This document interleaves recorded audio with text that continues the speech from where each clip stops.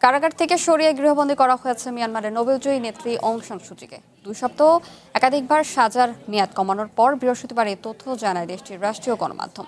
এদিকে বিসিবির প্রতিবেদন বলছে, আন্তর্জাতিক বৈধতা পেতে সুচিকে মুক্তি দেওয়া সহ আরও পদক্ষেপ নিতে পারে মিয়ানমারের জান্তা সরকার।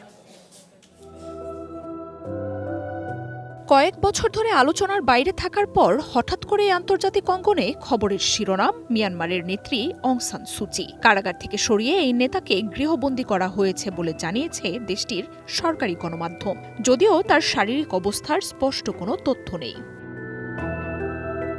এর আগে সাধারণ ক্ষমার আওতায় একাধিকবার সুচির সাজার মেয়াদ কমায় আদালত।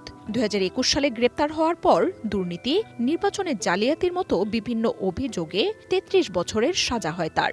2 দফায় মেয়াদ কমে তা 27 বছরে নেমে আসে। এরপরই 80 বছর বয়সী নেতাকে কারাগার থেকে সরিয়ে গৃহবন্দী করার কথা জানানো হয়।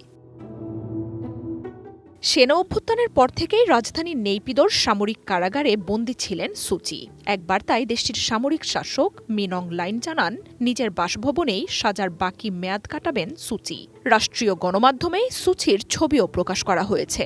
তবে তার ছেলে কিম অ্যারিস এই ছবিকে পুরনো দাবি করে বলছেন, সুচির বেঁচে থাকার কোনো প্রমাণই নেই তাদের কাছে। 3 বছরের বেশি সময় ধরে সুচির সাথে পরিবার বা আইনজীবীদের যোগাযোগ করতে দেয়া হচ্ছে না বলেও জানান তিনি। গণতন্ত্রের লড়াইয়ে এর আগেও 1.5 দশকের বেশি সময় গৃহবন্দী ছিলেন সুচি। 2015 সালে ক্ষমতায় আসার পর মিয়ানমারে গণতান্ত্রিক সংস্কার ঘোষণা করেন এই নেতা।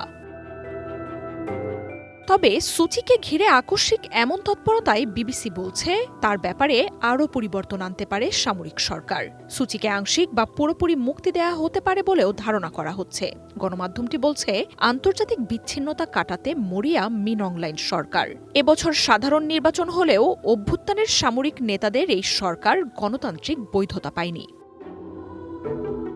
কয়েক দশকের অহিংস গণতন্ত্রের লড়াইয়ে গোটা বিশ্বে নন্দিত হয়ে উঠেছিলেন অং সান সুচি। 1991 সালে পান শান্তিতে নোবেল পুরস্কার। কিন্তু 2017 সালে রোহিঙ্গাদের ওপর দেশটির সামরিক বাহিনীর গণহত্যার ঘটনায় আন্তর্জাতিক বিচার আদালতে সরকার ও সামরিক বাহিনীর হয়ে তার অংশগ্রহণে নিন্দা ও সমালোচনার ঝড় ওঠে।